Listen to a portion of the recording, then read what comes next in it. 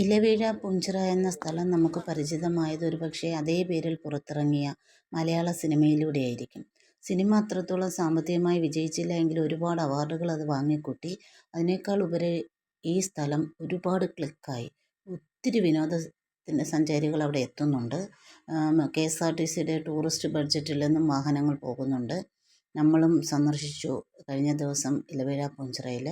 പോകുന്നതിന് മുമ്പ് ആദ്യം ഞാൻ ആ സിനിമ കണ്ടിട്ടാണ് പോയത്. ഒരു TV-യിൽ മുൻപ് കണ്ടിട്ടുണ്ടായിരുന്നു. എന്നാലും ഒന്നുകൂടി കണ്ടതിന് ശേഷമാണ് ഞാൻ സ്ഥലത്ത് പോയത്. ഇത് ഈ കാണുന്ന ഒരു പഴയ ട്രെയിനിൻ്റെ ബോഗിയാണ് സിനിമയിൽ നമ്മൾ കാണുന്ന പ്രധാന സ്ഥലവും കഥ നടക്കുന്നതും ഫുള്ളും.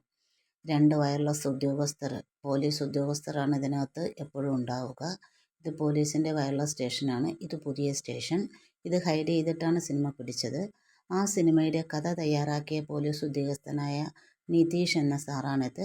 അദ്ദേഹം ഇപ്പോഴും ഇലവീഴ പുഞ്ചിറയിലെ ഈ വയർലെസ് സ്റ്റേഷനിലെ ഉദ്യോഗസ്ഥനാണ്. അദ്ദേഹത്തെ കാണാനും പരിചയപ്പെടാനും കഴിഞ്ഞതിൽ എനിക്കും അതിയായ സന്തോഷമുണ്ട്. കാരണം അത്ര മനോഹരമായിരുന്നു ആ സിനിമ, അതിൻ്റെ കഥയും. എനിക്ക് വളരെയേറെ ഇഷ്ടപ്പെട്ട സിനിമയും കഥയുമായിരുന്നു അത്.